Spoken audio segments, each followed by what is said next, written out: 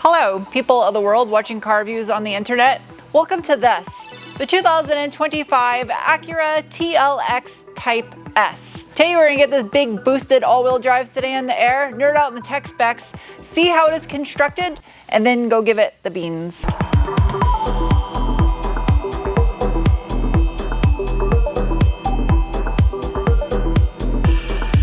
This is a huge car. Stainless, quad tip, rear diffuser. Oh, no way. This has an active exhaust. Yep, there's the butterfly in there. Out back, the TLX Type S utilizes a multi-link rear suspension configuration, pretty beefy steel lower control arm spring bucket, aluminium uppers, as well as an aluminium knuckle. The rear anti-sway bar, which is mounted above the rear subframe, measures in at 23 millimeter in diameter. Divorced coil spring and the damper, which is adaptive, is manufactured by Sox. Housed in the center of a steel rear subframe is Honda Acura's dual pump twin clutch limited slip rear differential unit. It functions on a rear bias up to 70% of the available torque to the rear wheels, and the twin clutch means there's a clutch pack for either left or right wheel. In dual pumps, there's a fluid pump for each one of those clutch packs. It has torque vectoring capabilities 100% to left or right, as well as it can do active yaw, overdriving the rear wheels by 2.7%. Massive steel square stock chassis braces. The TLX Type S chassis code UB7 is a fairly large sedan, and it weighs in at 4,221 pounds with a 59 to 41 front to rear weight distribution. There are no resonators, and it's true dual stainless piping all the way up to the cat where it goes down to single because it's a single turbo. And each one of the duals measures in at 54 millimeter, which is a little more than 2-inch SAE. And where it goes to single, it measures in at, 76 millimeter or 3-inch SAE.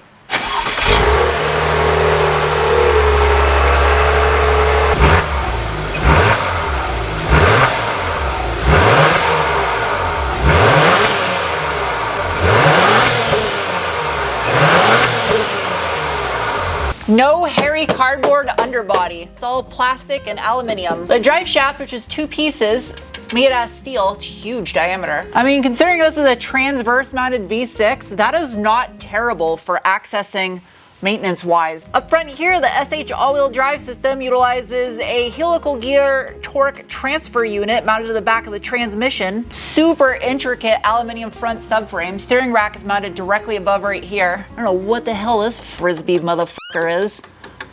Must be active noise canceling or something. As far as the transmission goes, the Type S comes standard with the in-house designed Honda Acura planetary gear set based 10-speed automatic transmission. I could not find any published data for the maximum torque input rating or really what was done differently for the Type S model to strengthen that gearbox. Up front, the TLX Type S utilizes a double wishbone front suspension configuration with forged aluminium lowers, cast iron knuckles, big single ball joint. And again, it's paired with a set of those Sox adaptive coilover front dampers.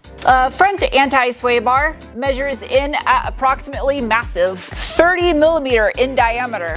Vented aluminium under engine cover and pretty rugged plastic front under panel with a steel little skid bash plate looking thing.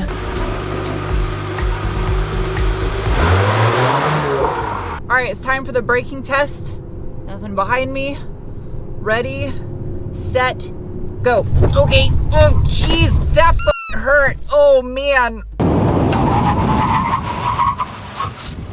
Oh, my brain is swelling. That was one of the best brakings of the year.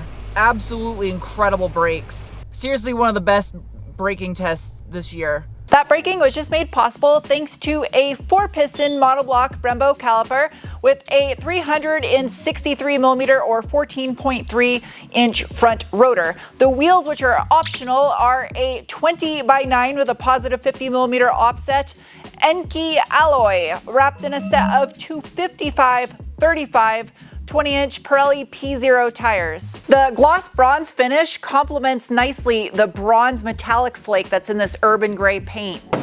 Plastic inner fender liners, aluminium upper strut towers. Functional vents is a heat exchanger behind it that coincides with the vents in the fender well. Air-to-air front mount intercooler behind the bumper. No heat exchanger on the passenger side though, but it does still have functional vents. Oh, that's a smart design. The front lip on the bumper is replaceable in case you damage it. I like that. The rear fender liners are hairy cardboard. Out back, the brakes shrink substantially down to a single piston floating caliper that's at least painted to match the Brembo up front, and a 13-inch or 330mm rotor. Wheel and tire, same size as you have up front.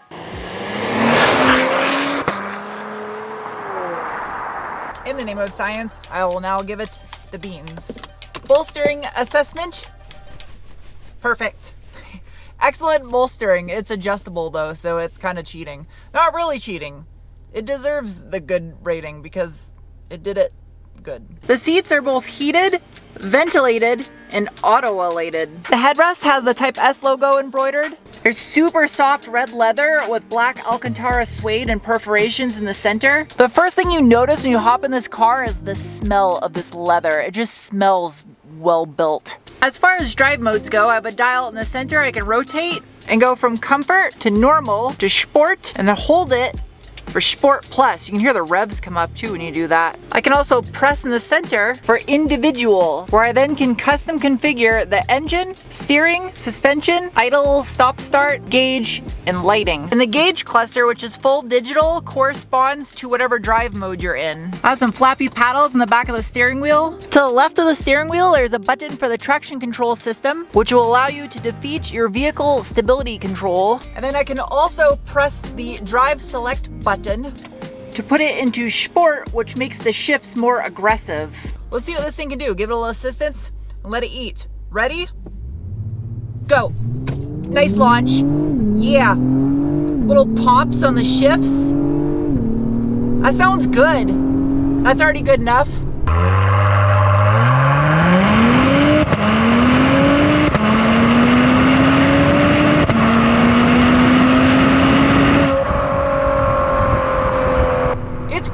Launch it. It reaches redline so early though. Hood pop. Nice light hood and hood struts. Underneath the hood of the 2025 Acura TLX Type S is the J30AC, which is an all aluminum dual overhead cam single turbocharged 3-liter V6 that produces 355 horsepower at 5,500 RPM and 354 pound-feet of torque from 1,400 to 5,000 RPM, pretty much the entire power band. Does the engine cover just pop right off? It does. Good. Well, that's neat. The intake manifold's aluminium, sits right in the center of the valley of the block, and at the back of it, you can see that single twin scroll turbo. The valve covers are aluminium, and you see that exhaust manifold down there. Underneath the wiper cowl, you can see there's a spaghetti cluster of coolant hoses and vacuum lines back there above the rear bank of cylinders. Digging in a little bit deeper on this 2,997cc V6, it has a squared 86 by 86 millimeter board stroke with a 9.8 to 1 compression ratio. This does have a forged steel crankshaft, forged steel connecting rods, and aluminum pistons. Moving up to the cylinder heads, it employs Honda's VCM, variable cylinder management, so it can shut down a couple cylinders to save on fuel, as well as variable timing control. It has continuous variable valve timing on intake and exhaust cams. No traditional VTEC though. It's a pretty tight corridor down there by the serpentine belt. You can see the alternator. And that blue speck you see is the oil filter tucked way down on the side of the engine. The ECU is mounted behind the passenger headlight. The upper strut towers, which are aluminum, have a stamped steel chassis brace that connects them to the firewall. This right here, the little battery access stud, since it has a rear mounted AGM battery. And behind it, that is the coolant expansion chamber under the wiper cowl in front of the brake master cylinder. Jeez, squish this thing back on. It's a little bit tighter of an engine bay than I was expecting from looking up underneath the car, but let's take this thing for a rip.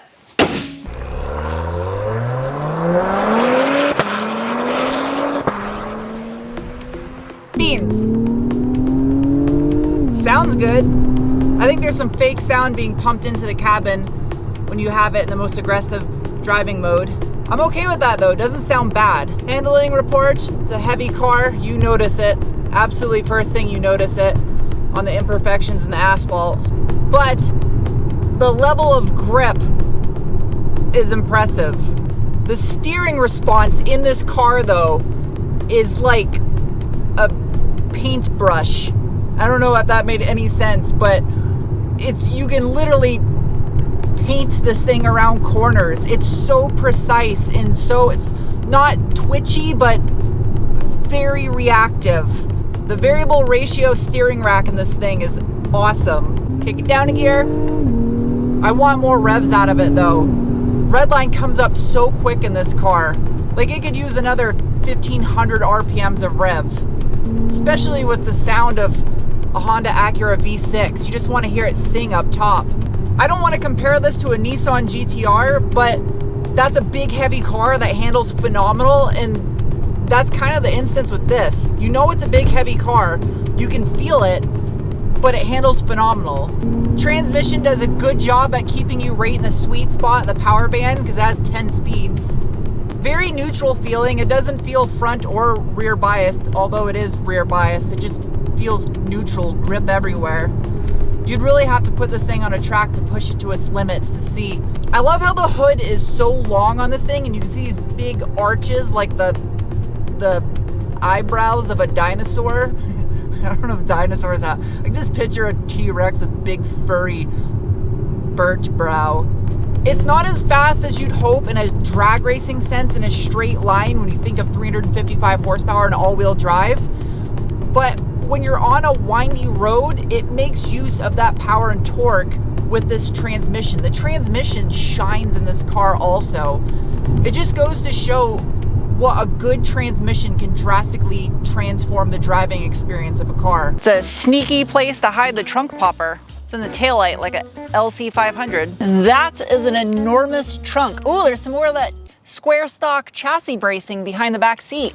Interesting material. It's like flocked cardboard. This accordion looking contraption. It's a tire inflator and a funnel and to read a book about the battery. It's almost like this was designed to have a spare tire. And there's the battery. What is behind this door? Fuse box. With backlit speakers. So the ELS sound system, not as big as I thought they would be. Well, the seat folds forward, but you still have those chassis braces in the way. Unless you're hauling sheets of plywood, it really doesn't matter. You can put some skis through it. People sleep on how good a big sedan is, because you can haul ass and also it'll still haul a lot in its ass.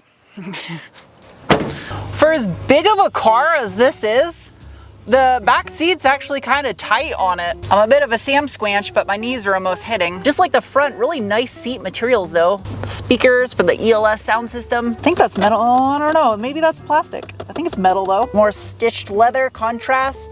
Interesting map light.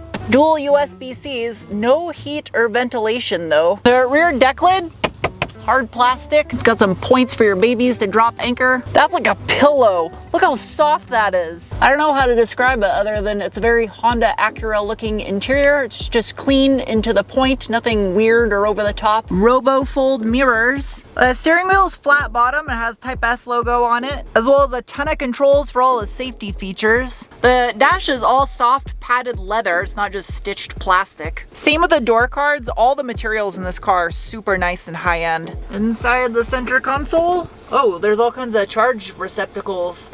Is that rubber? It is. There's a pouch in the side of the transmission tunnel to hold road snacks. As far as the infotainment system goes, it sounds kind of like Gran Turismo, the sounds it makes. It's fairly easy to use, but the touchpad takes some getting used to. Ambient light. Oh, it does have different colors. I didn't know it had all of these. That's the thing about this infotainment system is it's an abyss. There's all kinds of stuff in here that you gotta dig deep to find. This ELS sound system is nothing short of incredible. Top notch, best of the best in here. I put it on the top with Mark Levinson from Lexus. The handle for the glove box, I believe, is actual metal with a lock on it. That's the build quality in this car. It's also equipped with a giant hole in the roof in case you like that. You can view some of your telemetry in the gauge cluster for the super handling all-wheel drive, as well as your G meter to see how gangster you are. Alright, I'm gonna switch this thing to a far less aggressive setting. Let's go down to comfort and regular drive. Let's see if this actually makes a difference. Huh? I mean, you can still tell it's a performance sedan. It's softer, but there's still little underpinnings of harsh suspension. I think if you want a performance car that can also be a little bit comfy, that's where you're gonna get with this. You're not gonna get something that is like a couch. The biggest takeaways for me for this car were its looks, especially just when you see it in person, it stands out more than it does just in video or in a picture. Its presence, it's super wide, it's a big car. And then coupled with the interior and how well built it feels in here, for the price, 60 grand's the price of like an average soccer mom mobile or low spec 4x4 pickup truck nowadays. The downside's kind of a weird one. I never really mentioned this in videos, but I do notice it.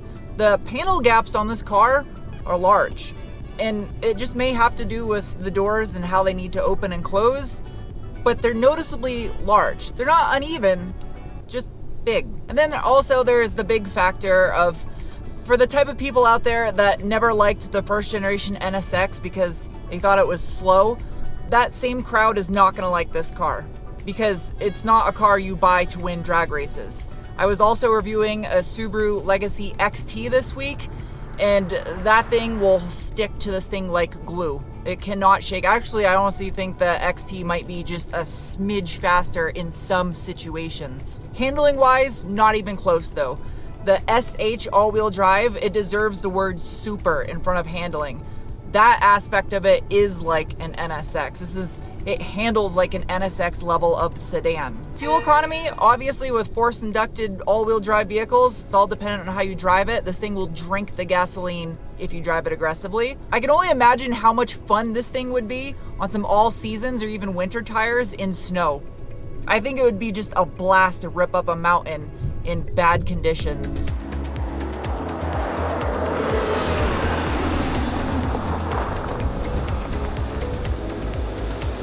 It is now time to give the TLX Type S some scores, starting with the bean score, the assessment of the feeling you get in your gut when you give it the beans. And it earned a rating of... Next is the cookie score, the assessment of value, and the TLX Type S, with a couple options added to it at about $61,000, gets a rating of... Next is the wrench score, the assessment of ease of maintenance, and it earned a rating of... What the fuck is wrong with me? Followed by the squid score, the assessment of handling, and it earned a rating of... Absolutely this car's strong suit. Lastly is the penguin score, the assessment on how much I personally like a vehicle, and the TLX Type S earns a rating of... Hope you guys enjoyed this review. I'll see you soon with another. Thank you, bye. My shoulder pops every time I do that.